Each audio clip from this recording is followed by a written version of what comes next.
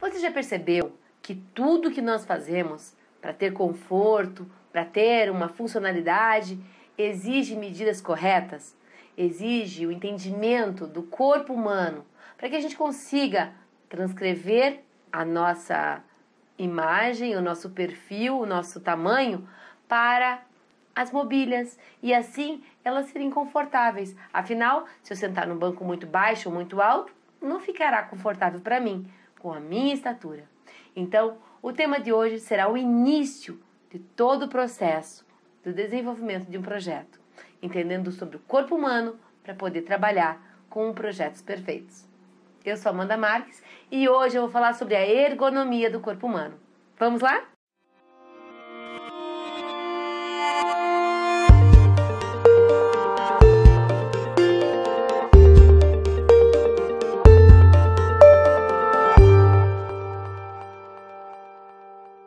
A palavra ergonomia, ela está diretamente ligada ao estudo da adaptação do trabalho ao homem.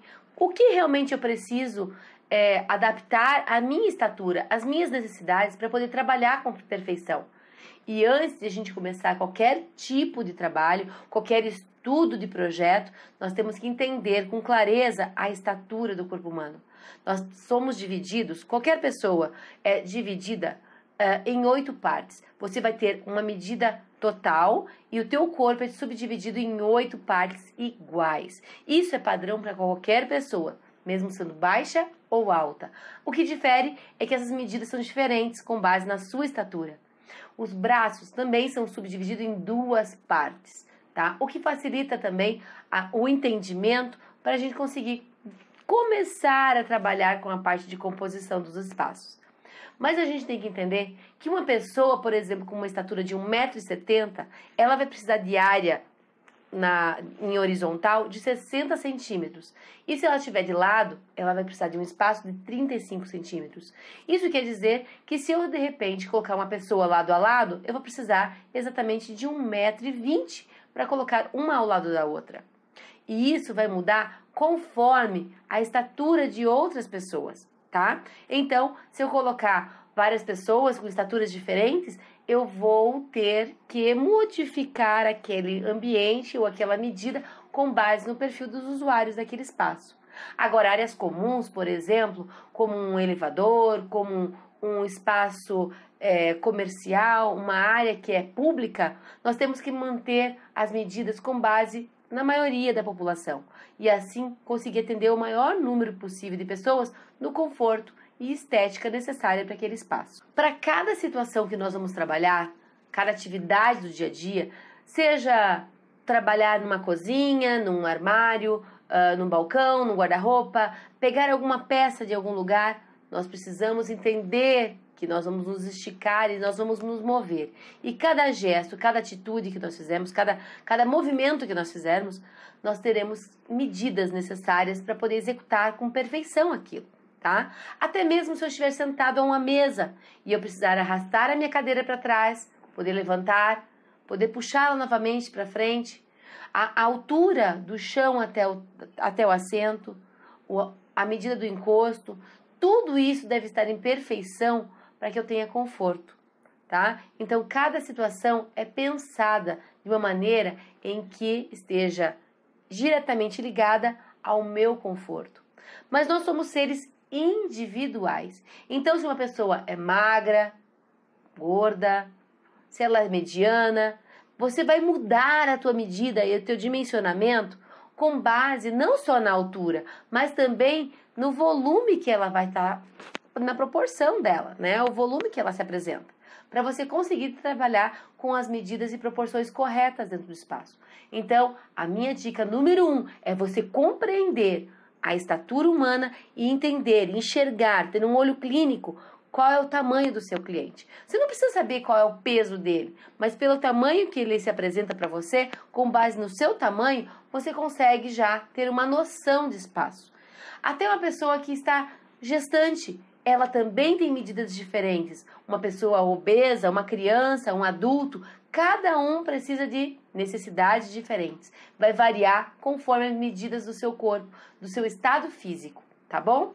E aqui tem um exemplo claro, ó, de ergonomia com base em estaturas diferentes. Uma pessoa que é portadora de necessidades especiais, que é cadeirante, uma pessoa de estatura baixa, até mesmo uma pessoa com altura bem elevada. Percebe que o balcão vai mudando a medida conforme a altura de cada um deles? Isso para que tenha um conforto adequado para as atividades do dia a dia. Então, é nisso que você tem que pensar quando estiver projetando. Aqui tem um exemplo de um sofá com uma mesa de centro.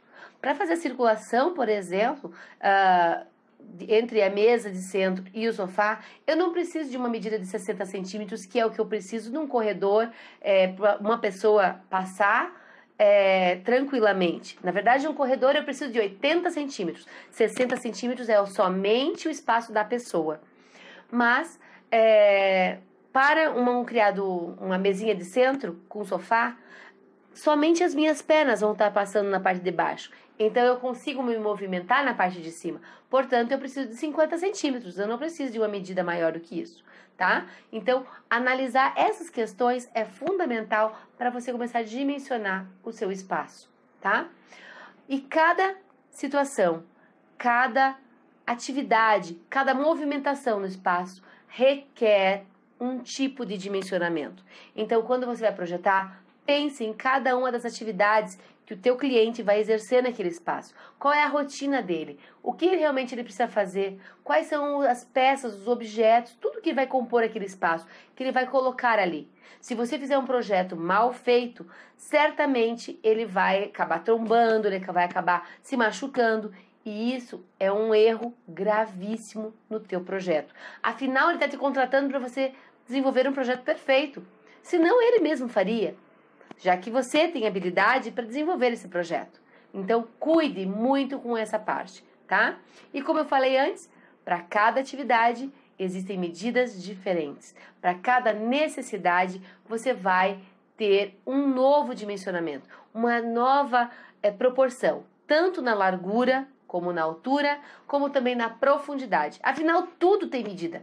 Pensa comigo, um prato tem medida, copos têm medida, panelas têm medidas, cadeiras têm medidas, um sofá tem medida.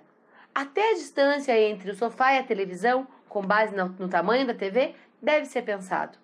Tanto no quarto, na sala, na cozinha, nos ambientes comerciais, todos eles devem ser avaliados com base na atividade que você vai exercer naquele espaço, tá? Então pense, atividade que vai ser exercida, como base também nas pessoas que vão habitar aquele espaço, que vão frequentar aquele espaço, a medida do corpo humano são pontos essenciais para todo